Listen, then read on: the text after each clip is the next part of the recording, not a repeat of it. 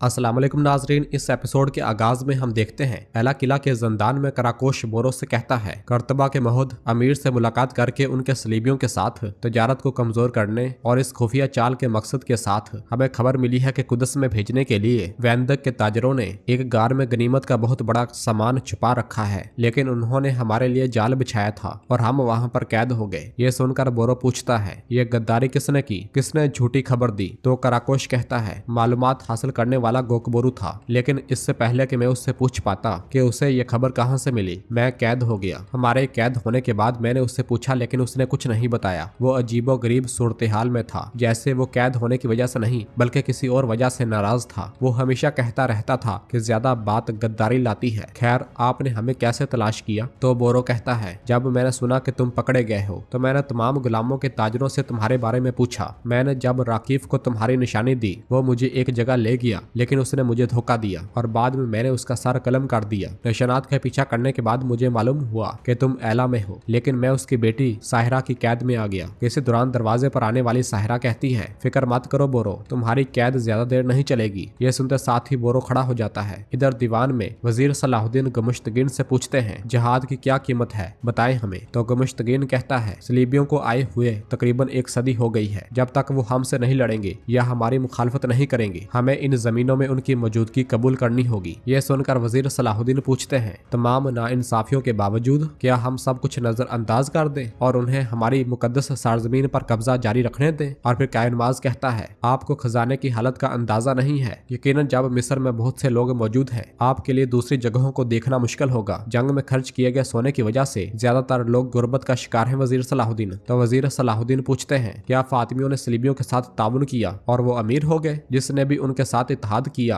उसने सब कुछ खो दिया। बताओ जंगी रियासत के सिवा कौन कुफ्फार का मुकाबला कर सकता है? अगर आप इसकी ताकत और लचक को खत्म करते हैं तो कौन बाकी रहेगा? मैं आपसे पूछता हूँ। तो वजीर अम्माद कहते हैं गुमुश्तगीन की बातों का मतलब सुल्तान नूरुद्दीन के मकसद से गद्दारी है। तो कायमाज कहता है हरगिज नहीं, जिस इस्लाम ने हमें जहाद का हुक्म दिया है उसने सोचने का भी हुक्म दिया है। हम किसी तबाही में आंखें बंद करके घसीटने के मुतहम्मल नहीं हो सकते। और फिर गुमुश्तगीन कहता है ज्यादा इम्कान है कि कुदस का तख्त प्रिंस बाल्डोन संभालेंगे। जब एक बच्चा हुक्मरानी करता है तो हमें अमन हासिल करने के लिए इस मौके से फायदा उठाना चाहिए। तो वजीर सलाहुद्दीन कहते हैं बादशाह के साए पर काबू पाने वाले अपने अजाइम को हासिल करने से बाज नहीं आएंगे। ऐसा लगता है कि आपको भी उनकी हमायत में कोई एतराज नहीं है। अफसोस है तुम सब पर। और फिर करातेगन गुस्से से कहता है अफसोस है तुम पर सलाहुद्दीन, कुदस का ख्वाब भूल जाओ। शाम जाने वाले रास्ते पर क्या हुआ हमें बताओ, क्या कैदी की बात सच थी? तो वजीर सलाहुद्दीन हैरानगी से कहते हैं क्या तुम भी उस अल्जाम को मानते हो? तो करातेगन कहता है मैं किसी पर यकीन नहीं करता और ये तुम अच्छी तरह जानते हो सलाहुद्दीन। मेरी आंखों में देखो और सच बताओ, मैं करातेगन हूँ। यहाँ हर कोई मुझे जानता है। मुझे खुदा की नेमतें मिली हैं। मुझे कोई धोखा नहीं दे सकता। मुझे जवाब दो, जब तुमने सुल्तान नूरुद्दीन को कमजोर देखा तुमने कहा कि उनका हुक्म है मिस्र को छोड़कर हलब की जानब भाग गए। मैंने सोचा था कि तुम ऐसा नहीं करोगे। ये सब सुनने के बाद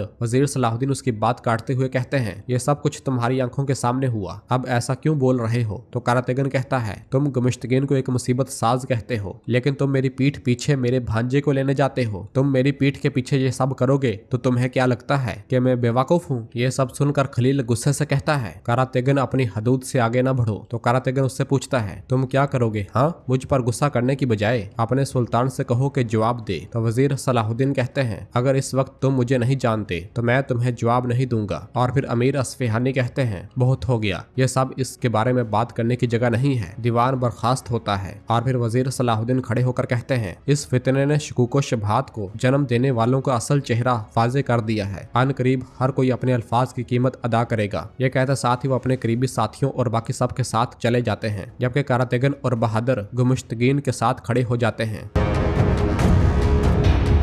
दूसरी जानब एला किले में साहिरा आसफ के साथ जंदान में आती है। बोरो पूछता है तुम यहाँ पर क्यों आई हो? और फिर साहिरा के हुक्म पर बाज़ंतीनी सिपाही बोरो को पकड़ लेते हैं और साहिरा कराकोश की गर्दन पर तलवार तान लेती है। ये मंजर देखकर बोरो परेशान होते हुए कहता है रुको, क्या कर रही हो? ऐसा मत करो साहिरा। तो साहिरा कहती है मैं चाहती हूँ कि तुम भी मेरा दर्द महसूस करो बोरो। कैसा लगता है कि जब आप जिससे बहुत प्यार करते हैं उसे आपकी आंखों के सामने मार दिया जाए? मैं चाहती हूँ कि तुम इसे समझो। तो बोरो चिल्लाते हुए कहता है तुम्हारा मसला मेरे साथ है, इसे छोड़ दो और मुझे ले जाओ, जो सजा देनी है दो और मार डालो, मगर इसे जाने दो। उसे तड़पता हुआ देखकर सायरा कहती है, बहुत खूब, तुम्हें मेरा दर्द महसूस होने लगा है। तो बोरो कहता है, ये वो चीज नहीं है सायरा, ये कभी नहीं होगा, ये समझ लो, तुम्हारा बाप एक जालिम था जो सैकड़ों की मौत का जिम्मेदार था। यह सुनते साथ ही सायरा उसकी गर्दन पर तलवार रख लेती है। बोरो मजीद कहता है, लेकिन तुम ऐसी नहीं हो, अपने गुस्से पर काबू रखो और अपने जमीर की बात सुनो। अगरचा तुम्हारा खून राकीफ का है, लेकिन तुम उस जैसी नहीं हो। और फिर साहिरा गुस्से को जब्त करते हुए वहां से चली जाती है। इधर शाम में गुमश्तगीन कारातेगन से कहता है, कारातेगन आप एक आदल इंसान है, आपका शुक्रिया, आपने दुरुस्त सिमत का इंतखाब किया। तो कारातेगन कहता है, तख्त का कोई खेल नहीं बचा जो उसने ना खेला हो, मुझे भी उससे ये तवक्को नहीं थी। और फिर बहादुर कहता है, मेरे अमीर का खून रायगा नहीं जाएगा। तो कारातेगन कहता है, वो मिस्र से आता है और हलब और शाम में अफरा तफरी फैलाता है। मैं सुल्तान नूरुद्दीन की खातर खामोश रहता हूँ, लेकिन आखिरी बार जो मैंने सुना वो मेरे लिए काफी था। तो गुमश्तगीन कहता है, मैंने वाकई इस मुनसफाना मौकफ की तारीफ की है, आप सलाहुद्दीन से अलग हो जाएंगे, ये ज़ाहिर है। मुझे शाम में हमेशा आप जैसे नेक लोगों की जरूरत है, मेरा दरवाजा हमेशा आपके लिए खुला है, बस ये बात जान लें। तो कारातेगन कहता है, गुमश्तगीन मैं कोई भी दरवाजा खोल सकता हूँ, तुम मेरे भांजे के नायब हो गए, ये बात जान लो। ये कहते साथ ही कारातेगन चला जाता है। दूसरी तरफ वजीर सलाहुद्दीन अपने करीबी लोगों के साथ मौजूद होते हैं। अमीर अस्फहानी कहते हैं, हमें गुमश्तगीन के फितने से मुहतात रहना चाहिए, अगर उसके पास अपना खेल है तो हमारे पास भी अपना खेल है। और फिर वजीर अमाद कहते हैं, कारातेगन ने अपना फर्ज बाखूबी निभाया, यहाँ तक कि मुझे भी उस पर यकीन आने वाला था। ये सुनते साथ ही वजीर सलाहुद्दीन उस लम्हे को याद करते हैं जब उन्होंने कारातेगन से कहा था, मलक इस्माइल को महफूज हाथों में रखने के लिए तुम अमीर गुमश्तगीन के पास जाओगे और उसका असली चेहरा ज़ाहिर करोगे। तुम्हें ऐसे सबूत मिल जाएंगे जिनसे ज़ाहिर हो जाएगा कि उसने मलक इस्माइल को अगवा किया था, और इसलिए तुम सबको बावर करवाओगे कि तुम मुझसे नाराज हो। तो कारातेगन ने खुश होते हुए कहा था, वल्लाह क्या जबरदस्त मंसूबा है। और फिर इस ख्याल के बाद वजीर सलाहुद्दीन कहते हैं, अगर कारातेगन ने इंकशाफ किया कि डाकू ने झूठी बात कही है तो अमीरों की हमायत तुम्हारे पास वापस आएगी। और फिर काजी फाजिल कहते हैं, अगर आप मुझे इजाजत दें तो मैं बगदाद के लिए वापस रवाना हो जाऊं। इजाजत मिलते साथ ही काजी फाजिल वहां से रवाना हो जाते हैं। इसी लम्हे खलील वहां पर आकर कहता है, मेरे सुल्तान ताजर अलीसा आया है। इजाजत मिलते साथ ही ताजर अलीसा वहां पर आता है और कहता है, सुल्तान खबर बुरी है, आपके भाई बोरो को एला किले में कैद कर लिया गया है। ये सुनकर सब बहुत ज्यादा परेशान हो जाते हैं। दूसरी जानब कुदस में सबीला, बालन और विलियम प्रिंस बाल्डोन के पास मौजूद होते हैं। विलियम कहता है, कुदस में एक नया दौर हमारा मुंतजर है, आपके बाबा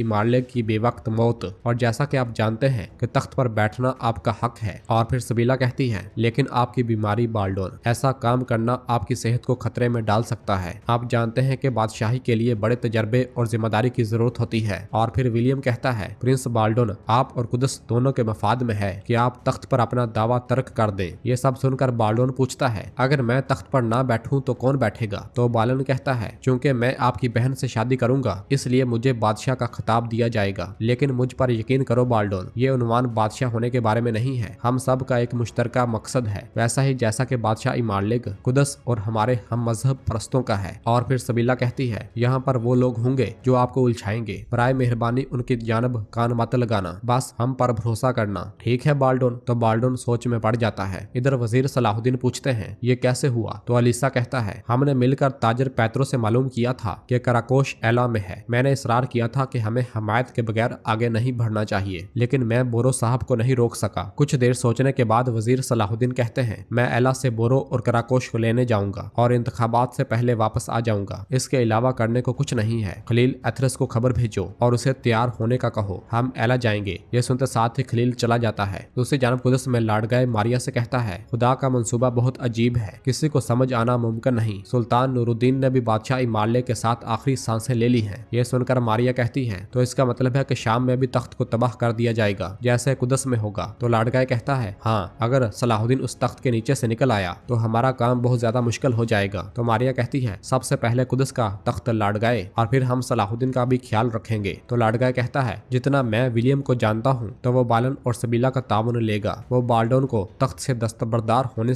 के लिए राजी करेगा। इसी लम्हे चातिलियन वहां पर आता है और कहता है, काहिरा के बाद सब कुछ कितना बदल गया है। तो लाडगाए कहता है, ये कुदस है चातिलियन, यहाँ सब कुछ तेजी से बदलता है, यहाँ तक के बादशाह भी। तो चातिलियन कहता है, मैं ये कहते हुए फख्र महसूस कर रहा हूँ, मेरी मलका जो कुछ काहिरा में हुआ उसे मैं भूल जाऊंगा। कुदस के बारे में नया हुक्म और नया फैसला करने के बारे में मैं आपके साथ हूँ। यह सुनकर मारिया कहती है, कौन चातिलियन, आप दुरुस्त हिम्मत की जानब होने के लिए काफी होशियार हैं। फिर ये कुदस और उसके नए मालकान ये सब कहते और सुनते साथ ही वो सब शराब पीना शुरू कर देते हैं।